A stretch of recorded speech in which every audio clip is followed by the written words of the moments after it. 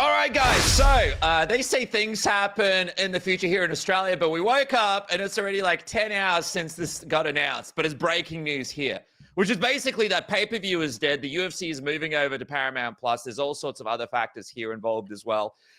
Paramount instead of Netflix, all this crazy stuff. Oscar Willis joins me, man. This has to be one of the craziest things to happen to live sports, man. And what, like, yeah.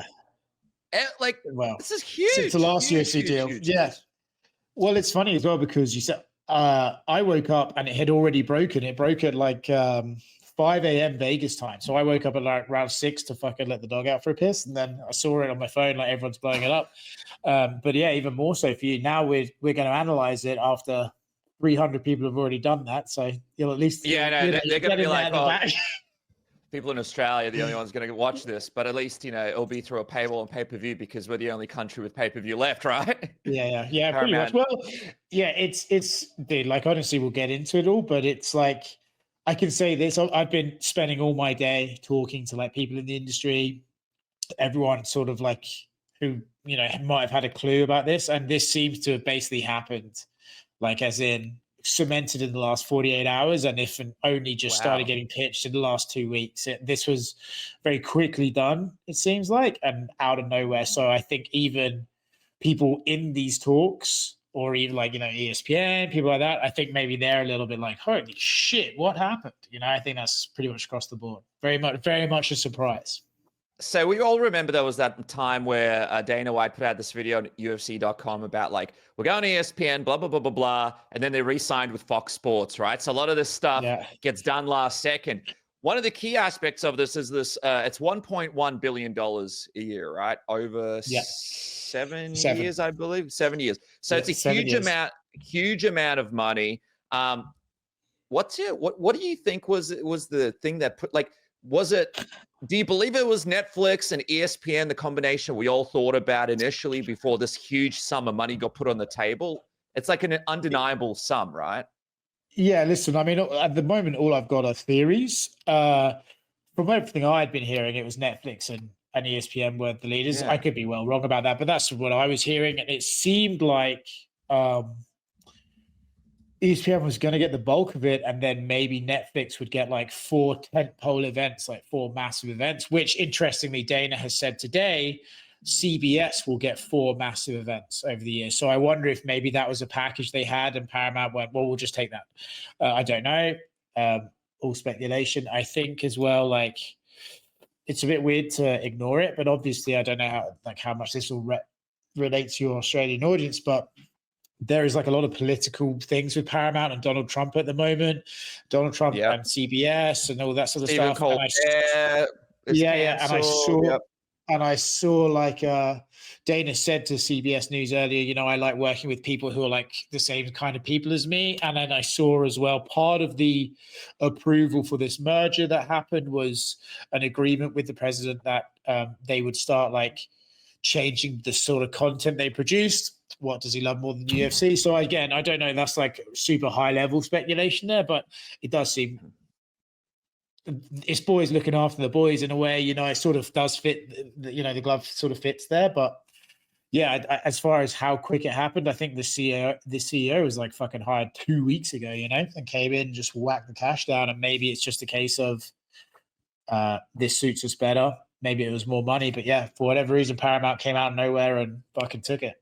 How crazy is this, though? Apparently, Paramount Plus right now is valued at $6.9 billion. Yeah. So they're $1 billion less than this deal with the UFC. Of course, they're betting big, right? They're like throwing all their chips in. They're going, UFC is going to be one of the big things for us that takes this streaming platform to the next level. We've seen Disney Plus struggle. The WWE Network struggled. We've got a bunch of local ones here struggling right now. Netflix really even Netflix struggled for a period there. We're losing quite a bit of money. Do you think, is this a good deal for Paramount Plus in your opinion? Do you think they overpaid for this? Well, I think it sort of depends on what you're paying for, right? If you're paying for like, we want this to drive subscribers to our platform, which is what ESPN wanted, right? ESPN wanted the UFC to drive people to ESPN Plus. And then sometimes when they got there, it didn't work. But like, I don't know if Paramount Plus is doing that, I sort of feel like Paramount Plus is actually just paying for content. Like, and they might not even expect to see a return on it. Obviously, they're going to want some subscribers. They're going to want to see big numbers. But part of me wonders if they're just like, Paramount Plus, CBS, this massive merger's happened. We need to make a statement. We need to get in the game. We need to start, like, you know, producing shows that people want to watch. Just did this massive South Park deal. Maybe it's part of like, hey, we don't expect to necessarily see a return, but it's like great content that you can only get here. And so while you'd say that's a loss, like a loss leader, maybe, but if that's what your mindset is to pay for content, then it makes sense. And I think so. The UFC were always going to get $1 billion a year for this deal. I just don't see how they would have made it happen, you know? So I think it's pretty much in line of the value. As far as like if they've overpaid or not, I guess we'll see what happens with like what events do they produce, which stars come up. You kind of can't really predict the future, right? It's a 7-year deal. ESPN certainly bought a very different sport than they ended up with, you know, if you look at what the sport they invested into compared to what they came with. So we'll see, time will tell, but I imagine Paramount are like a worthwhile expense up front anyway. So many shit fight night cards this year, right? Like it was really a shift and a realization of, all right, they're going to take a couple of guys that maybe could have been like almost like a main start of a main card or maybe like a middle of a main card, and they're going to make those the main events, and then they're going to stack it with people we don't really know. I mean, I'm just having a look through some of the ones, and obviously this past weekend, deletes Anthony Hernandez. That was a pivotal fight, but didn't feel like anybody was really across it outside of the hardcore base. The week before that, Tayara versus Park. People didn't even know that was happening. Funnily enough, like Whitaker D. Ritter, that event, it just like, it felt like from the media perspective, when you look at clicks, people just tuned out. Gamrot versus Klein. You know, we've got all sorts of events here that Marino versus Usyk. We love Usyk. He picked up a win, but these aren't exactly events that are drawing huge numbers of people. Now, do you believe that this is going to continue now that they're going over to Paramount Plus? Is this a picture of how it's going to sort of work, or do you think they'll try to pick things back up even for these more sort of smaller events when it comes to the kind of main events they're putting together there? I mean, Paramount Plus paid for 30 fight nights and 13 paid a number of events, which is the same as what they have now. And at the end of the day, like, people always say, oh, these cards are weak, these cards are weak. Well, fucking who have you got to put on them? You know, there's only so many guys that have a name value, and honestly, a lot of them are retiring. So you kind of need, I feel like the UFC is in a really, in my opinion, I feel like the UFC have reached a stage where they want it to be like the NFL or hockey, where if you're at a bar or you're scrolling through your TV, you see the sport on and you're like, I'll watch the game. And you might not have any investment in the teams or anything like that. You're just happy to watch the sport. For me personally, I've never really viewed MMA like that, because I think combat sports is more of a narrative-driven sport, and you kind of need stories to be invested in the fights as opposed to just watching MMA. But that's just my opinion. I also think as well, you know, you talk to the star factor of these last few events, minimal, if any, but some of the fights and the finishes have been crazy, you know, so there is value in saying, oh, the sport is worth watching for the sport's sake. Of course it is. I just think that's where we are now. Like, they've gone for quantity, and part of the necessary machine to feed that doesn't lend you to building new stars. So I suspect the trend will continue as it has been on Paramount Plus. And honestly, it could go either way, right? Like, now they don't have to have a title fight on a numbered event if they don't need to, if they don't want to. Like, it's already been bought and paid for, so you don't have to. It can get even worse. Is that what you're saying? I'm saying I just say they're under different level. They're under a different level of pressure now, you know? So I think, but then on the flip side of that, to try and remain positive, right? If you think like CBS is one of the basic channels that you have here. I don't really know this either because I'm not from America, but CBS is like a massive channel. Technically has a bigger viewership than ESPN. If you stuck Ilia Topuria versus Paddy Pimblett on free TV, that's fucking going to get a lot of people to watch, because even if people have only sort of casually heard of like, oh, I've heard of that weird guy with the funny hair from Liverpool, they're going to watch. That's like, you could generate crazy views with that. And the trickle down effects of that could be massive. So I think for me, the most exciting part of the deal is like what they could do with those spots on free TV and what that could generate. You know, I also hope, and I plan to ask Dana about this when I next see him. Like, I really hope this means no more fucking events at 4 a.m. in Manchester, right? Like now I think because they've been bought paper, we can go have prime time for Tom and like make that feel big. You know, I think there's angles there. So I try to be positive about it. But yes, in terms of like your ever-growing fear that week by week you have fuck all to talk about, I don't know if that's going away anytime soon. I don't know sometimes as well, because it's like 319, right? There's a bunch of fights here. Dude, you just made Neil versus Pratis a main event. Or, you know what I mean? Like MVP, Cannonier, like do we need, like these are fights no one gives a shit about on the main card when it's Khamzat DDP. So do that. But you know what I mean? But then like, anyway, it doesn't matter. Sometimes I'm confused by that. For media though, right? One of the big concerns for us is, you know, behind the scenes where we're looking at the way Netflix controls its content, the way that it doesn't really let people upload press conferences in full, and it wants complete control over the overall package. Whereas I feel like with Paramount Plus, the focus is going to be on getting subscribers. I almost feel like I feel like Netflix wants complete control. Paramount is in this position where they really need subscribers to make all of these deals worthwhile.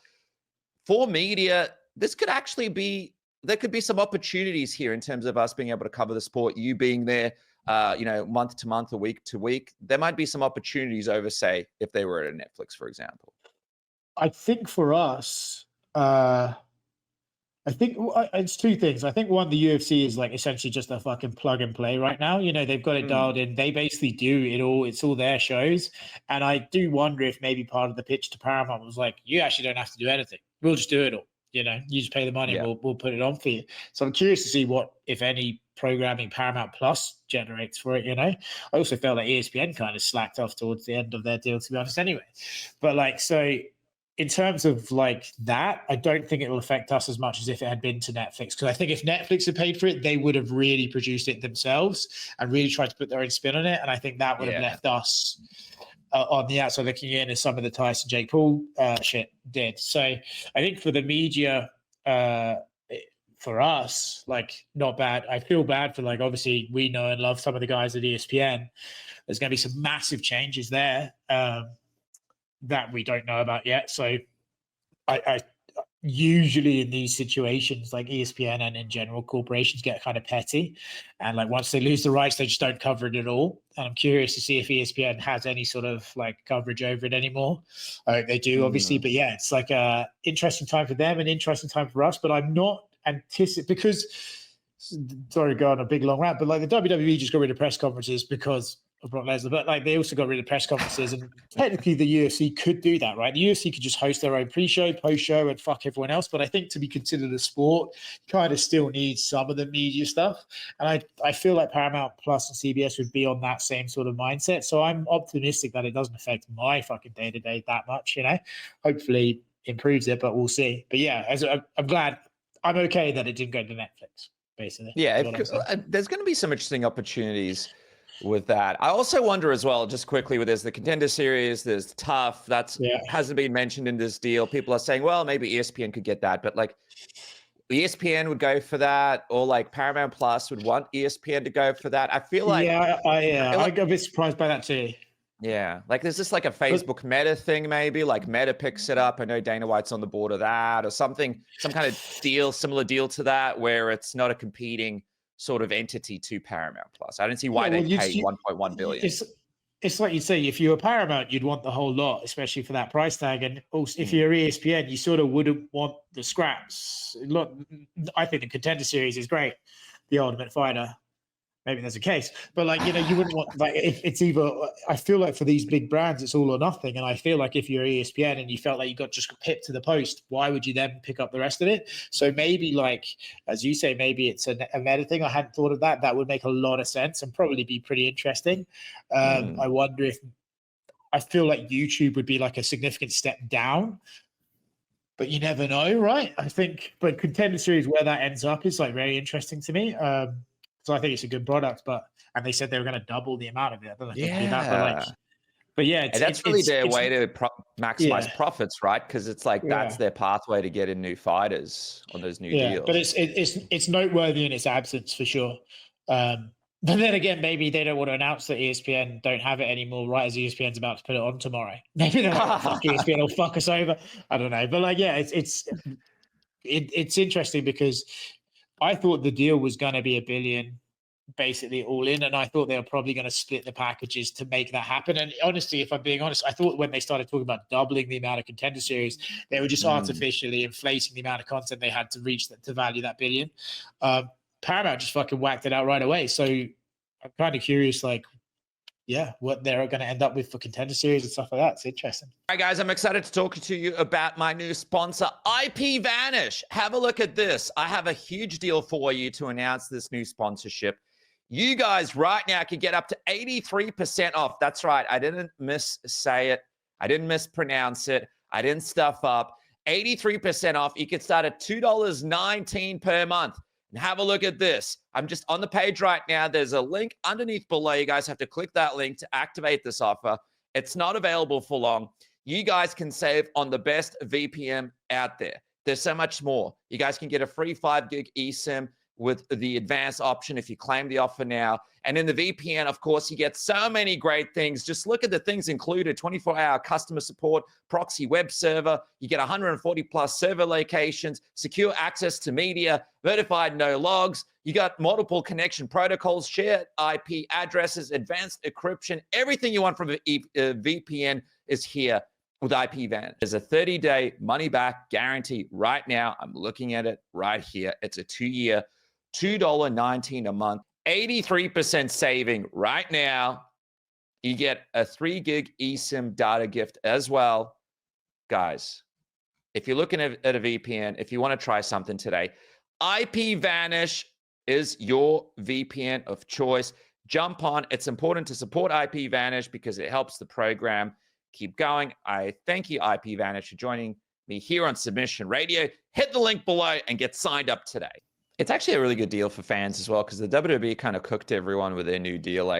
It's so confusing to me. As an international, for us, it's a bit better down here. I think we get most of it through Netflix. But if you're in the US, like, man, when you put all that together, you're paying a lot of money. Whereas with the UFC, man, you get everything under Paramount Plus. You don't have to pay for the pay-per-views. Bro, so like, it's a great deal for fans. Well, that's another thing. Like, genuinely for fans, like, when was the last time being a fan of anything on planet Earth over the last 15 years got cheaper? Like, fuck, dude. I'm trying to buy Oasis tickets. I'm having to fucking mortgage the house. You know what I mean? Like, everything is so expensive. Everything's shit now. Like, everything's so expensive. So to finally give the fans a win, I think it's so cool. Like this is basically, what's the old adage? Like, oh, if they made it cheap and accessible, then I wouldn't have to pirate it. And like now, technically, at the moment, you can get it for $8 a month. That's a fucking phenomenal deal. So for fans, no pay-per-view. Like, bro, they were charging $80 a month to watch pay-per-views. That's like crazy money, really, if you add it all up together. I think it was like over $1,000 to be a UFC fan a year. I think this is so good and so accessible. So even if Paramount Plus doesn't have like the subs and the viewers yet, I think you could be a fan of the UFC like casually now and it not break your ass. You know, you could just pay a $10 a month and like tune in when you feel like it. Like, you wouldn't worry about a $10, you know?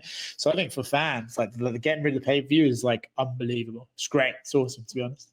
Yeah, I feel like it's perfect time as well, because I feel like fans are tuning out of MMA. And now I feel like here's an excuse to get everyone back in. Like, maybe you don't have, it's affordable again for fans to watch MMA. And these guys, you know? Well, I think there's an element of necessity too, right? Like, it's funny, like a lot of the backlash is like, oh, now they don't have to pay UFC pay-per-view points anymore. Rather, they didn't have to pay them already. The pay-per-views have not been selling. You know, like a lot of these guys weren't hitting the pay-per-view point targets or barely hitting them. You know, I spoke to a lot of guys today that confirmed that like this is going to be better for their fighters and champions long term, because pay-per-view is just gone. Like, dude, it is probably easier. I would never do this and have never done this and would never tell anyone it is. It's easier to stream something illegally than it is to buy the fucking pay-per-view now. You just Google the stream and find it. You know what I mean? So yeah, they had to get rid of pay-per-view anyway, because it must have just been hemorrhaging buys and shit. So it was maybe done by necessity, but that still doesn't undervalue how fucking sick it is that they have. You know? Yeah, that's the big chat about the fighter pay. I'm just going to bring up the event just quickly. I mean, I would love to know what the lowest ranking pay-per-view of the year was. Like, obviously, like Makhachev, Moicano, fun pay-per-view. But again, like these are not doing, Du Plessis, Strickland 2, again, fun pay-per-view. But like, these are not Pereira Ankalaev, again, like these are not doing crazy numbers. I think Volkanovski Lopez might be one of the biggest ones maybe of the year, like even Bilal JDM. Fun fact about that Pereira Ankalaev fight in March. I don't think you should underestimate the importance of like ESPN having streaming issues that night. I think if you remember, there was some word that TKO were furious about that. And then I believe in the statement he made today, Ari Emanuel said something like, it's great to be with a company that's going to put technology first. So I wouldn't underestimate how big a fuck up that was on ESPN side. I think, like, speaking to a couple of people, that might have been like a long concern or running issue. But that's just an observation. But yeah, in terms of like how much these pay-per-views are drawing, it's like you said, the sport is what it is. Like, from my perspective, the views we could do on a media day have dropped massively. It's just like the interest in the sport is not what it was because the stars aren't there, or COVID gave us too many and there's a correction now. So it is what it is. But certainly if you combine like the attraction level they have with the ease it is to stream, no brainer to get out of that business. And now boxing has to as well. Boxing's going to have to get out of pay-per-view. Like, how the fuck are you going to charge someone $100 for fucking Tank Davis beating up a cab driver again, or even losing to one when like the UFC have given you it for $8, I think it's interesting because I feel like UFC kept pay-per-view alive around the world. Now that it's done, Paramount is going to get 30 days once it's done internationally to negotiate rights, in Australia and all around the world, UK.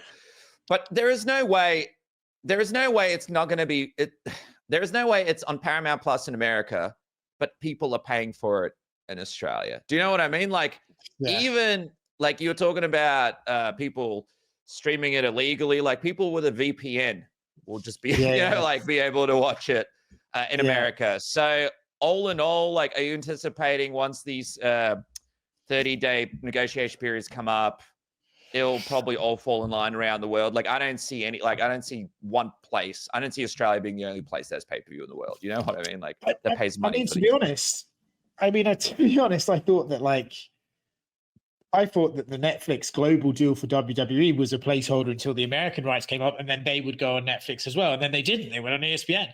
So I'm kind of like, I would have thought the very inclusion of that 30-day clause is a sign that Paramount wants it all, right? You would assume, like, why would you bother if you didn't? But who knows, man? I like TNT Sports fucking needs stuff to put on the air, So when Paramount comes and maybe they feel like, oh, we've given a lot in the American market, we don't see that much of a return in the UK market, but TNT overbids them, maybe they do let it go to TNT. But yeah, it's definitely like, it's also for the UFC as well, by the way. Just thinking about it now, what a fucking touch that is. Like, oh, if I'm going to negotiate with TNT Sports, I can tell them I've got a guaranteed bidder. I've just been talking to these guys for 30 days and they're ready to go, but I waited for 30 days to talk to you. But man, they put in an offer. Like, you fucking started off with great leverage already. What a fucking touch that is. Dude, they're in a great position. Guys, boys. These boys are smarty boys, smart boys. The UFC is winning. But yeah, it's interesting that you mentioned about the fighters because, like, there is no way they're hitting the pay-per-view points. Like, Merab is not hitting pay-per-view points when he's fighting Corey Sandhagen or like that kind of stuff. Like, he didn't get it for majority of his fights. If there's more money, I wonder what that's going to mean for the fans.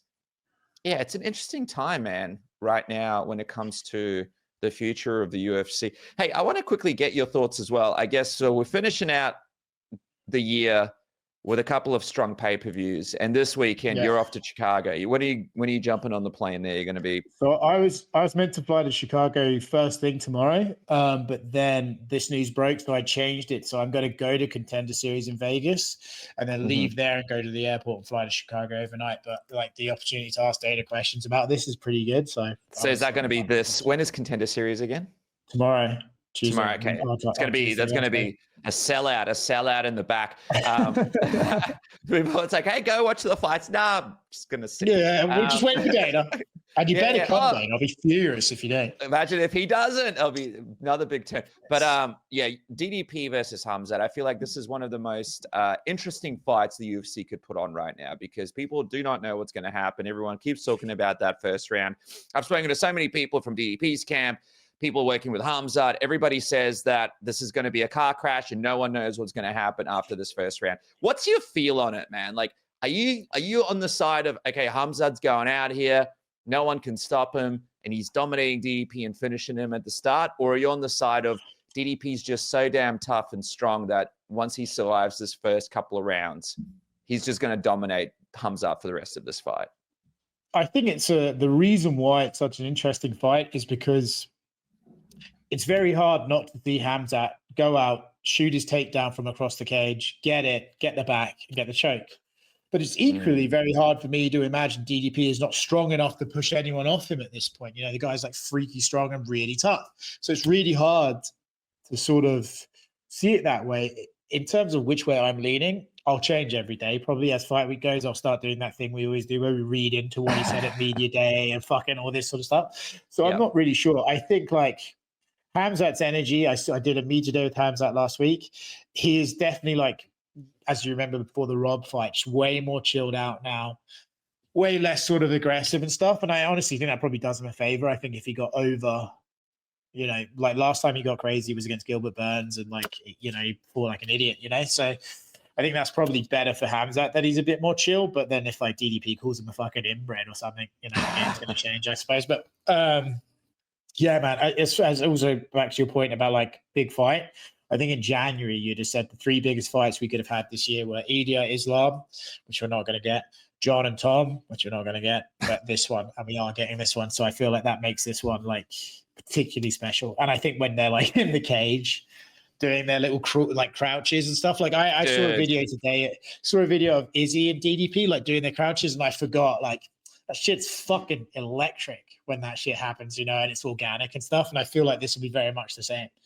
So yeah, I love how DDP. I think the big difference between DDP and every other fighter, except maybe RDR, is he just loves to be in there and he just wants to just get in a war. So does Khamzat.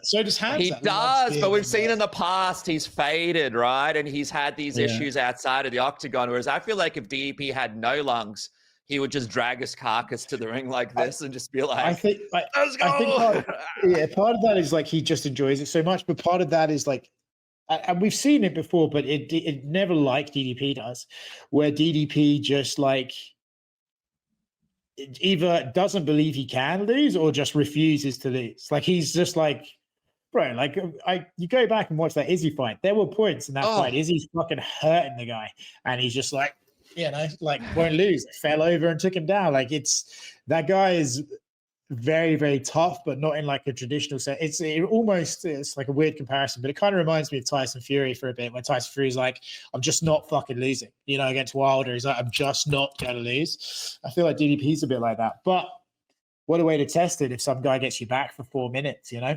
It's like an interesting point. There was a point where we were seeing cage side for that Izzy fight, the DDP one, man. That was one of the best Izzy's we've seen in a long time. People really underrate that. And he hit DDP with like some body shots. And you could see, man, like a normal person would just be like, fuck this, I'm done. Like, I made my money. I'll see you guys later. DDP was like, let's go, man. Like, I'm hurt and I love this. Like, he just loves being in there. Just quickly on Khamzat, he spoke to our friend Brett Komodo, did a great interview with Khamzat. Probably one of the best interviews I think Khamzat has ever done. Honestly, like, he really kind of opened up. He was really chill about everything. But he also spoke about going down to 170, going up to 205. If Khamzat becomes a champion here, what would you like to see next for Khamzat? Obviously, like, he'll probably have to get a title defense in maybe between like Kayo and Imavov. I think like Fluffy Hernandez still needs another win. And I think RDR, maybe he could be a good fight for one of these other guys as well. But what would you like to see in the future for Khamzat? Do you want to see him go back down? Do you want to see him go up? What do you think he should do?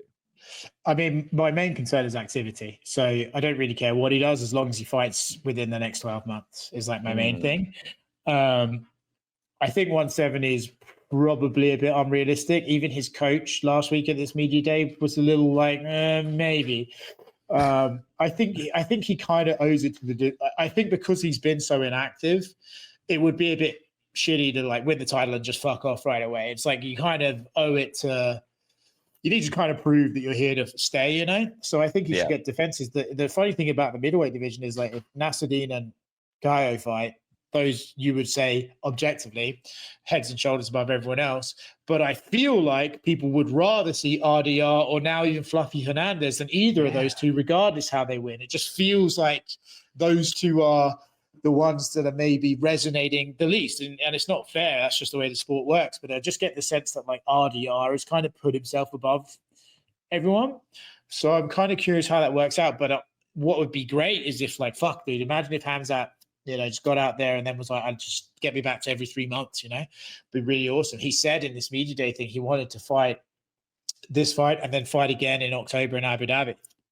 That'd be great. Yeah, I love that. I love that. Yeah, that'd be awesome. That'd be awesome because that's how he made his stardom, right? So it's interesting, but I think he owes the middleweight division 1 or 2, I think, before we start looking at probably going up. But if Pereira, like, and then it's interesting, right? Because I don't know, man. Like him and Yuri had a bit of beef, and then let's say Pereira beat Ankalaev. Is Pereira going to stick around at 205? I feel like, dude, yeah, Pereira wins. Up, you definitely do DDP if Pereira wins, right? Those guys hate each other, and Pereira wants DDP. And then imagine like, it's just funny because everyone almost in every division wants to move up. So like Topuria wants to go to welterweight. Islam is now at welterweight, and then we got now the middleweight going up to light heavyweight, and now Alex Pereira, will he go to heavyweight? Literally like almost every division.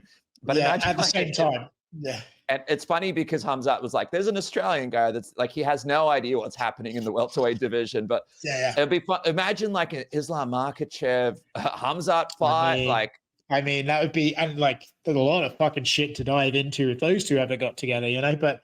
Or if somehow Topuria beats Islam at welterweight, and then what, is it going to be Topuria and Khamzat? Like, holy shit, man. Like, what are we looking at here, man? Yeah, that would literally be like, Khamzat Topuria would be like, I don't think that would ever happen. I think even Ilya would know, probably not.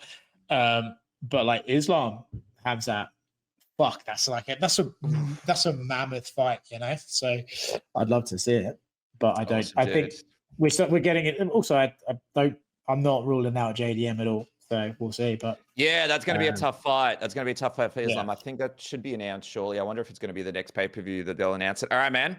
Big time things happening in the UFC. We'll be following the MAC live.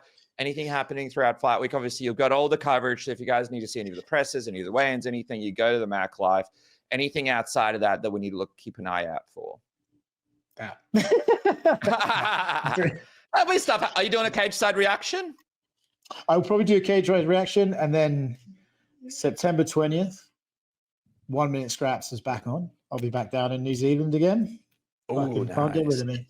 That's like in a like a prison, and they're putting the names in a hat and then drawing them out, and people are just fighting on the spot. It's basically like a Ja Rule Steven Seagal movie come to life, right? That's exactly right. I think that was the inspiration. Take him to the blood bank. All right, there he is, Oscar Willis. Thank you so much for joining me here on Submission Radio.